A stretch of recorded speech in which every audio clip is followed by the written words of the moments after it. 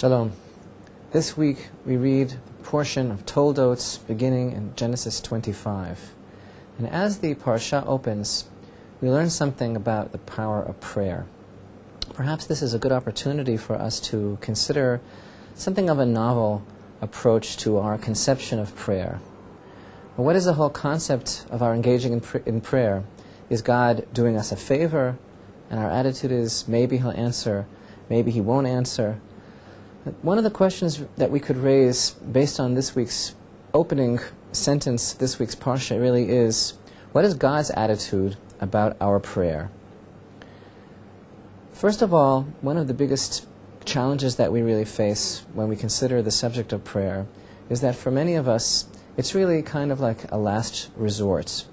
It's something that we decide to take upon ourselves when we feel that we have no other choice. But the truth is, according to the Torah, prayer is really our first option. It is a positive commandment for us to engage in prayer, and the very act of our prayer manifests our belief that we have a direct connection with God. And besides that, besides the prayer that takes place on the individual level, it also serves to uplift the entire universe. As the Torah portion of Toldot opens up in Genesis 25, verse 21, we find, and Yitzchak entreated the Lord Hashem for his wife because she was barren. And the Lord was entreated of him, and Rivka his wife conceived. And the word used in Hebrew by the verse that Yitzchak prayed, lenochach, which literally simply means opposite his wife. And one tradition, actually, one beautiful tradition, is that these two great righteous individuals prayed opposite each other in opposite corners. They went off and they basically begged Hashem to have mercy on them so that they would be able to bring children into the world. And not only was Yitzchak's wife Rivka barren, but he himself also physically was unable to have children. This must be some very deep message our sages are imparting to us when we learn that actually 3 out of the 4 Jewish matriarchs were naturally barren. Sarah, Rebecca, and Rachel all were unable to have children until God Himself intervened. But what I would like to point out is grammatically, and of course when we study in Hebrew, we can learn much more of the inner message of what the verses are trying to tell us.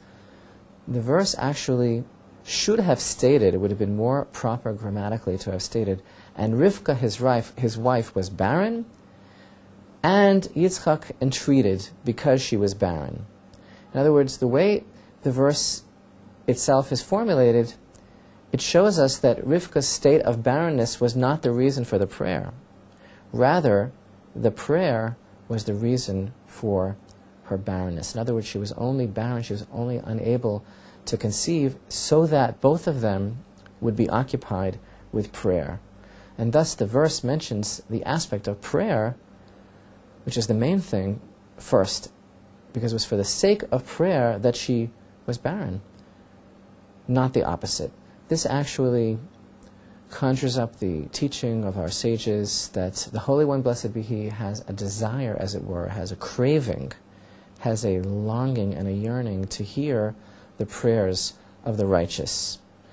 And so the novel approach really is that many people wait until there's something wrong, until they feel that there's some crisis, before they engage in prayer. And prayer to them is really only asking God to help in this time of emergency. But the question is if perhaps we could consider the whole equation from God's perspective.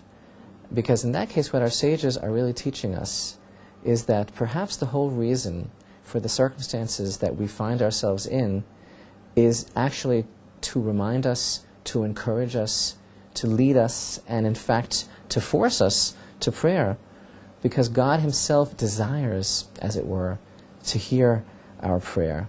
He desires us to make Him an active part of our lives. And so even the very circumstances in which we find ourselves are really a prod and a nudging for us to make God more of a part of our lives and to approach Him constantly at every moment, not only when things seem to reach a proportion of crisis in our lives, but constantly, because He truly is yearning for us to make Him a part of our lives.